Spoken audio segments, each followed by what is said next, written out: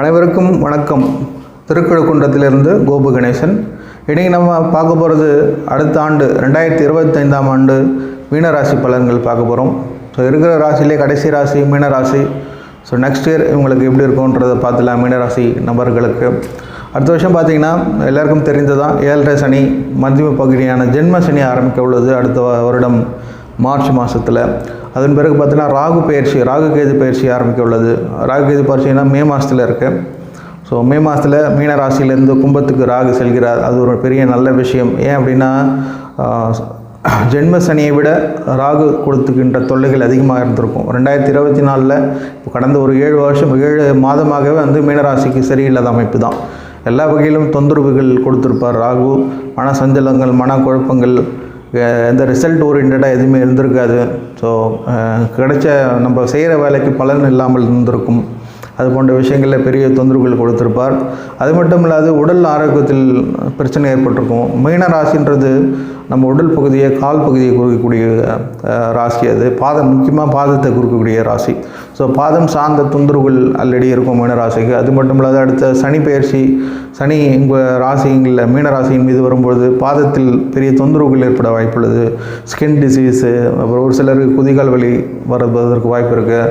அது இல்லாமல் பாதத்தில் எரிச்சலை உண்டாகும். ஸோ அது தாண்டி தொந்தரவுகள் அது அடுத்த வருடம் அதிகமாகவே இருக்கும். சனி ஒரு ராசிக்குள்ளே போகிறார் அப்படின்னா அந்த இடத்த சுத்தப்படுத்திடுவார்னு சொல்லுவாங்க. ஸோ அடுத்த வருடம் உங்களுடைய உடல் ஆரோக்கியத்தில் கொஞ்சம் சரி செய்யக்கூடிய காலகட்டம் கூட சொல்லலாம். ஏன்னா அந்த குரு பயிற்சியும் தொந்தரவு செய்யும். குருன்றது பார்த்திங்க அப்படின்னா 4ஆம் இடத்துக்கு பயிற்சி ஆகிறார். சுகஸ்தானம். ஸோ இருக்கும் இடத்தை கெடுப்பார் என்ற விதிப்படி சுகஸ்தானம் கெடப்போகுதுன்றப்போ உடல் ஆரோக்கியத்தில் சற்று கவனமாக இருப்பது நல்லது. குரு பார்வைப்பட்ட இடங்கள் வளரும். அப்படி பார்த்திங்கன்னா 12ஆம் இடத்தை பார்க்குறன்றப்போ உங்களுக்கு அடுத்த வருடம் பார்த்திங்க அப்படின்னா வெளிநாட்டு வேலை கிடைப்பதற்கு வாய்ப்பு இருக்குது. ஸோ வெளிநாட்டில் போய் செட்டில் ஆகிறதுக்கு நல்ல வருடமாக இருக்கும் சொல்லலாம். வெளியூரில் இருக்கிறவங்களுக்கும் நல்லாவே இருக்கும். சொந்தமாக தொழில் செய்ய போகிறீங்க அப்படின்னா உங்களுடைய ஒர்க்கு இன்னும் கொஞ்சம் இன்க்ரீஸ் பண்ண வேண்டியதாக இருக்கும். ஹார்ட் ஒர்க் பண்ண வேண்டியதாக இருக்கும். பிரதிபலன் பாராமல் உழைக்கக்கூடிய காலகட்டமாக இருக்கும். சனின்றவர் எதையும் தடுக்க மாட்டார், தாமதித்து கொடுப்பாருன்னு கூட சொல்லலாம். ஸோ எதையும் தடுக்க மாட்டார். கொடுத்த வேலைக்கு உண்டான கூலி கண்டிப்பாக கிடைச்சிரும். ஏன்னா கொஞ்சம் தாமதமாகும், அவ்வளோதான் தவிர கண்டிப்பாக கிடைச்சிரும். நீங்கள் ஆத்மார்த்தமாக ஒரு வேலையை செய்யும்பொழுது, எதையும் எதிர்பாராமல் செய்யும்பொழுது உங்களுடைய ரிசல்ட் தானாகவே உங்களை அடைந்து விடும் சொல்லலாம். ஜென்ம சனி நேரத்தில், ஜென்ம சனி காலத்தில். அது மட்டும் இல்லாது பார்த்திங்கன்னா இந்த வீடு விற்பனை ஆவதற்கு வாய்ப்பு உள்ளது. சொத்து என்ன விற்க போகிறீங்க, நீண்ட நாட்களாக விற்காமல் இருக்க அப்படின்னா நெக்ஸ்ட் இயர் விற்பதற்கான வாய்ப்பு நிறையவே இருக்குது. அதுமாதிரி வீடு வாங்க போகிறீங்க, வண்டி வாங்க போகிறீங்கன்னா கூட வாங்கலாம்.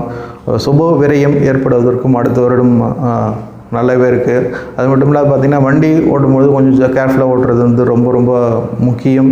லாங் ட்ராவல்லாம் கொஞ்சம் அவாய்ட் பண்ணுங்கள். மீனராசியில் பார்த்திங்கன்னா 3 நட்சத்திரம் உள்ளது. பூரட்டாதி, உத்திரட்டாதி மற்றும் ரேவதி. ஸோ ஒரு நட்சத்திரம் சார்ந்த பரிகாரம் அல்லது வழிபாடு என்னன்றதை பார்ப்போம். பூரட்டாதி நட்சத்திரம் பார்த்திங்கன்னா ஏற்கனவே சொன்ன மாதிரி தான் தட்சிணாமூர்த்தி வழிபாடுன்றது சிறப்பு.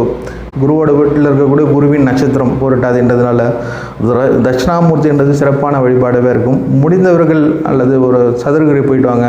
ஒரு பெரிய லெவலில் எதிர்பார்க்குறீங்க அப்படின்னாக்கா தொழிலையும் சரி, வியாபாரத்தில் சரி, உத்தியோகஸ்தர்களும் சரி, ஒரு ப்ராஃபிட் கிடைக்கணும், ஒரு இன்க்ரிமெண்ட் கிடைக்கணும், ஒரு ப்ரொமோஷன் கிடைக்கிறோன்னா ஒரு முறையாவது அடுத்த ஒரு இடத்தில் சதுரகிரி சென்று வாருங்கள். அங்கே சித்தர்கள் வாழும் பகுதி சதுரகிரி. அதனால் நீங்கள் தட்சிணாமூர்த்தி வழிபாடுன்றது சித்திரது வழிபாடு தான். ஸோ சதுரகிரி போனீங்க அப்படின்னாலே போதும். அதுவும் முக்கியமாக அந்த புரட்டாதி நட்சத்திரம் வந்தது அப்படின்னா அதனால் கூடுதல் பலனாகவே இருக்கும். அன்றைக்கி போனீங்கன்னா சிறப்பு. அப்படி இல்லைனாலும் வருடத்தில் ஏதாவது ஒரு நாள் தேர்ந்தெடுத்து அன்று சதுரகிரி சென்று வாருங்கள். உங்கள் வாழ்வில் கண்டிப்பாக மாற்றம் தெரியும். பணம் சார்ந்த விஷயங்களுக்கு சேமிப்பு அதிகக்கூடிய வருடமாக அடுத்த வருடம் அமைந்துவிடும். அடுத்தது பார்த்திங்கன்னா உத்திரட்டாதி நட்சத்திரங்கள் பார்த்திங்க அப்படின்னா மதுரை கள்ளழகர் வழிபாடுன்றது சிறப்பாகவே இருக்கும். போயிட்டு ஒரு முறை தரிசனம் பண்ணிட்டு வந்தீங்கன்னா பண சேமிப்பு அதிகமாகும். பண தேவைகள் பூர்த்தியாகும் சொல்லலாம். கடன் தொல்லைகளிலிருந்து வெளிவரக்கூடிய காலகட்டமாக அடுத்த வருடம் அமைந்திடும். மதுரை கள்ளழகரை தரிசித்து வந்தீங்க அப்படின்னாக்கா. முடியாதவர்கள் காமதேனு வழிபாடுன்றது சிறப்பாகவே இருக்கும். ஸோ காமதேனு கண்டினியூஸாக தொடர்ச்சியாக வழிபட்டு வந்தீங்கன்னா உங்களுடைய பிரச்சனைகள் எல்லாம் நீங்கிவிடும். அடுத்தது பார்த்திங்கன்னா ரேவதி நட்சத்திரம் பார்த்திங்க அப்படின்னா மகாலட்சுமி வழிபாடுன்றது ஒரு சிறப்பான அமைப்பாக இருக்கும். முடிந்தவர்கள் மதுரை மீனாட்சி தரிசனம் செய்து வாருங்கள். மதுரை மீனாட்சி ஒரு நாள் சென்று அங்கே ஒரு நாள் இருந்து வழிபட்டு வர உங்களுக்கு இருந்த பண தேவைகள் பூர்த்தியாகும். கடன் தொல்லைகளிலிருந்து வெளியில் வந்து விடுவீர்கள். ப்ராஃபிட் அதிகமாகக்கூடிய காலகட்டமாக இருக்கும். முக்கியமாக பார்த்தீங்கன்னா குழந்தைகளுக்கு கண்டினியூஸாக வந்து படிப்பில் தடை ஏற்படுகிறது, சரியாக படிக்கலை அப்படின்றப்போ மதுரை மீனாட்சி வழிபாடுன்றது ஒரு சிறந்த வழிபாடாக இருக்கும். முக்கியமாக இந்த ரேவதி நட்சத்திரம் அன்று நீங்கள் போனீங்க அப்படின்னா, குழந்தைகளை கூட்டிகிட்டு போனீங்க அப்படின்னா படிப்பில் இருக்கக்கூடிய தடைகள் அனைத்தும் விலகக்கூடிய காலமாக அடுத்த வருடம் அமைந்திடும். மொத்தத்தில் இந்த ராசியை பொறுத்து பார்க்கும்பொழுது பார்த்திங்கன்னா மீன ராசிக்கு அடுத்த வருடம் உங்களுடைய வேலையை நம்ம பார்த்தாலே போதும். தேவையில்லாத பேராசையை குறைச்சிக்கிறது நல்லது. மிக முக்கியமாக பார்த்திங்கன்னா ஷேர் மார்க்கெட் இன்வெஸ்ட் பண்ணுறாங்க பார்த்திங்க அப்படின்னா அடுத்த வருடம் வந்து பெரிய இன்வெஸ்ட்மெண்ட் பண்ணாமல் இருக்கிறது நல்லது. அதுலேயும் பார்த்திங்கன்னா குறிப்பாக இந்த இன்ட்ராடே ட்ரேடிங் பண்ணுறீங்க அப்படின்னா நெக்ஸ்ட் இயர் ஃபுல்லாக அவாய்ட் பண்ணுறங்க. அதில் ஏன் அப்படின்னா அதுவும் ஒரு பேராசை மாதிரி தான். Intraday trading daily day to work பண்ணுறது. ஒரு மீனராசிக்கு பார்த்திங்கன்னா குருவோட வீடு, அவர் வந்து தனகாரகன், பெரும் தனகாரகன் சொல்லுவோம் இல்லையா. அதனால் நீங்கள் ஒரு லாங் டேர்ம் இன்வெஸ்ட்மெண்ட் மாதிரி பண்ண போகிறீங்க, ஒரு ஷேர் வாங்கி ஒரு 2 வருஷம் கழிச்சு விற்க போகிறீங்கன்னா பண்ணலாம். ஆனால் இன்ட்ராடே ட்ரேடிங்கிறது அடுத்த வருடம் தேவையில்லை, பண்ணக்கூடாது. அதில் கொஞ்சம் கேர்ஃபுல்லாக இருங்க. அதேமாதிரி லாட்ரி சீட்டில் கேர்ஃபுல்லாக இருங்க. இது போன்ற பேராசை எந்த இடத்துலலாம் இருக்குதோ அங்கெல்லாம் கேர்ஃபுல்லாக இருக்கிறது நல்லது. அதேமாதிரி உறவினர்கள் மத்தியில் கொஞ்சம் ஜாக்கிரதையாக இருக்கிறது நல்லது. ஸோ இது இருந்தீங்கனாலே போதும். அடுத்த வருடம் ஒரு நல்ல ஆண்டாகவே அமைஞ்சிடும். மீண்டும் அடுத்த பதிவில் சந்திப்போம். நன்றி, வணக்கம்.